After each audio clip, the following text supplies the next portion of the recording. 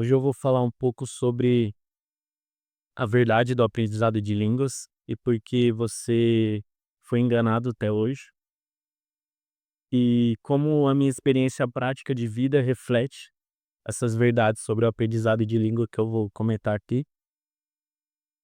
Eh, Essa não é uma ideia muito nova, né, ela já tem muitos anos de existência, porém, ao mesmo tempo ela é pouco comercial. As pessoas não divulgam tanto ela, porque como que você vai vender um curso de inglês, sendo que a verdade é que você não precisa de um curso de inglês para aprender inglês? E cursos de línguas são um comércio e um mercado gigantesco no mundo, ao redor do mundo, principalmente de inglês, né? O mundo inteiro está tentando aprender inglês ao mesmo tempo. Aqui no Brasil, então, nem se fala. O que tem de loja de esquina tentando vender curso de inglês é absurdo. E a verdade é que você não precisa de curso de inglês para aprender inglês. Como que eu aprendi inglês? Qual foi a minha experiência prática de aprendizado de inglês? Eu comecei sim, aos 16 anos vendo uns vídeos na internet sobre aprender inglês e entrei num cursinho. Aos 16 anos, hoje eu tenho 24. Então, isso era 2015, não, 2017, perdão. Em 2017 eu estava aprendendo no ensino médio com um professor legal que eu tinha, e aí eu comecei a me interessar, comecei a pesquisar uns vídeos no YouTube, entrei num cursinho, fiz o cursinho durante uns meses e eu percebi que eu não estava melhorando, não melhorava, né, não era o cursinho que estava me fazendo aprender inglês, o cursinho, ele me apresentava uma quantidade de frases gramaticais e estruturas gramaticais que, na hora que eu tentava falar de fato, aquilo não saía, aquilo não se representava na minha comunicação. As coisas que eu estudava e que eu, entre aspas, "decorava" ali no cursinho, não não eram úteis na hora que eu estava tentando me comunicar. Parecia que o meu cérebro não assimilava aquelas ideias de maneira profunda. Então, eu tive que mudar a minha forma de aprendizado, e durante 7 anos eu me debati aí com o inglês, e minha trilha de aprendizado a partir daí foi o seguinte: eh, eu primeiro comecei a tentar ouvir músicas de artistas que eu gostava, eh, por exemplo, vamos supor, Rihanna, Lady Gaga, Lil Peep, eh, XXXTentacion, sei lá, artistas aí que estavam na moda na época, e eu gostava de ouvir a música deles, e eu me interessava pela tradução, então eu ficava ouvindo a música não só para aprender o inglês, mas porque eu gostava da música em si. E o que que a teoria diz sobre isso, sobre esse fato em específico? A teoria diz que existem 2 formas que o cérebro, consegue compreender uma língua e aprender uma língua. A primeira forma é o aprendizado de fato, que é mais ou menos como você estuda história e geografia. Você decora uma sequência de coisas, e essa sequência de coisas, a partir do momento que você decora elas, não necessariamente vão se refletir na sua fala. Primeiro você vai ter que treinar e explicar aquilo para alguém, para depois você falar assim: "Caramba, eu realmente manjo desse assunto". Inclusive é uma técnica de estudo, né, tentar ensinar para alguém. Só que do inglês é um pouquinho diferente, é mais parecido como aprender a ler. Como você aprende a ler? Lendo. Como você aprende a ouvir inglês? Ouvindo. Como você aprende a ler inglês? Lendo.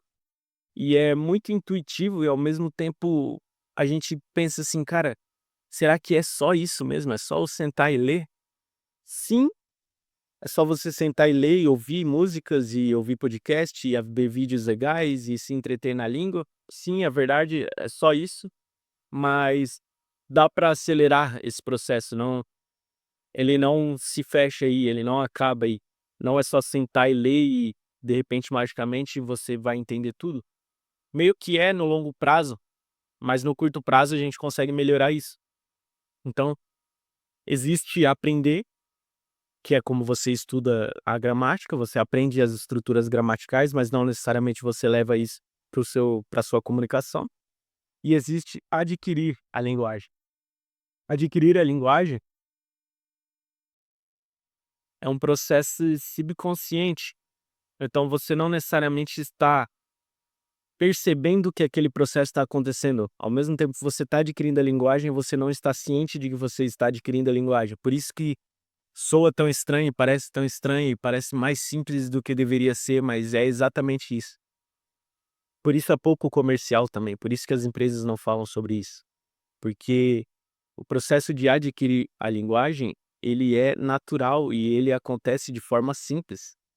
Só que ele se dá através de entrada, input, que é você receber informações naquela língua a partir de textos que você entende quase que 100%. Se você entende, tipo, vamos por exemplo, você entende "My name is Lucas", meu nome é Lucas. Você entende essa frase, você já sabia, "My name" é meu nome, "is" e "Lucas" é o Lucas meu nome. Você já sabia essa frase inteira. Então, você não está melhorando o seu inglês com ela.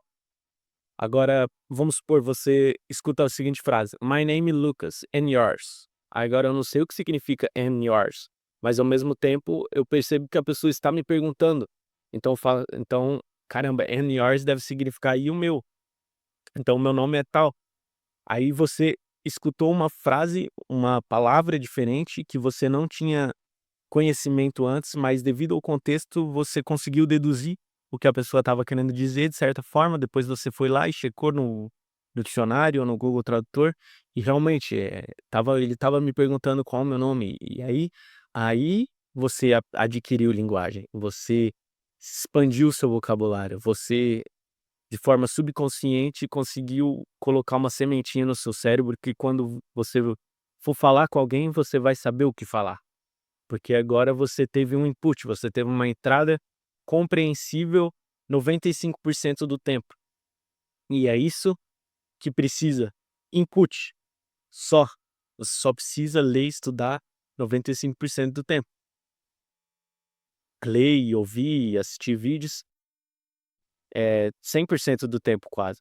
Só que existe técnicas que vão acelerar isso. Se você consegue, por exemplo, usar a ideia de flashcards para decorar mais palavras e através dos flashcards você expandir seu vocabulário, aí sim você consegue acelerar e muito o seu aprendizado de uma língua. Muito, muito, muito, muito mesmo. O que você aprenderia em 1 ano, você vai aprender em 3 meses. Você vai ficar fluente em 3 meses?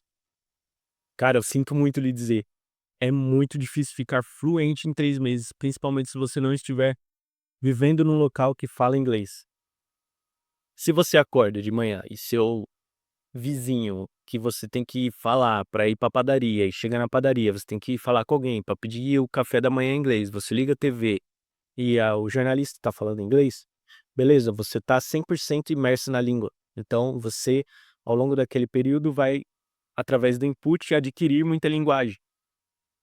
Então é possível que você fique fluente em 3 meses, se você estiver 100% imerso na língua. Você não está 100% imerso na língua, eu diria que por volta de 2 anos ao que acontece ali para você se dizer 100% fluente de fato.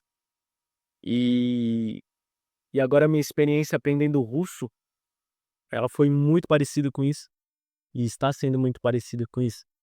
Porque, no caso, no exemplo, o meu exemplo vai ser o de 2 anos, porque eu estou estudando russo um pouquinho todo dia, usando o Anki, que é a ideia de flashcards, que eu não vou falar muito sobre aqui no vídeo. Vou deixar um outro vídeo aí futuramente sobre o assunto.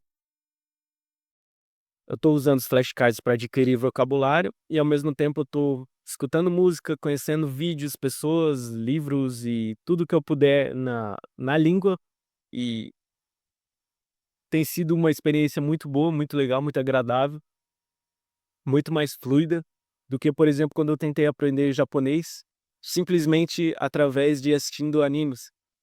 Não existe simplesmente eu sentar, assistir um episódio de anime de forma, como se eu já entendesse o que o cara tá falando ali e aprender o japonês. Não é assim que funciona, por quê? Porque aquele input, aquela entrada, ela não é nem um pouco compreensível para mim. Então ela não chega a ser nem 10% compreensível para mim. E o ideal seja que ela estivesse acima dos 95 dos 90% compreensível para mim. Então, Se eu tivesse feito, através de flashcards, o estudo de diversos vocabulários, de diversas palavras ali no japonês, e depois de isso no japonês ainda teria um passo anterior, que seria aprender o alfabeto dos caras, aprender um pouco sobre o kanji e depois tentar adquirir o vocabulário através de flashcards, para daí sim começar um input realmente proveitoso, porque daí eu vou ter já um conhecimento de, por exemplo, 100 palavras, e aquelas 100 palavras ali vão tentar me guiar através de um episódio de anime, por exemplo. E aí sim vou conseguir tirar algum proveito do que eu tô fazendo. Mas de certa forma é isso. Obrigado aí por assistir o vídeo.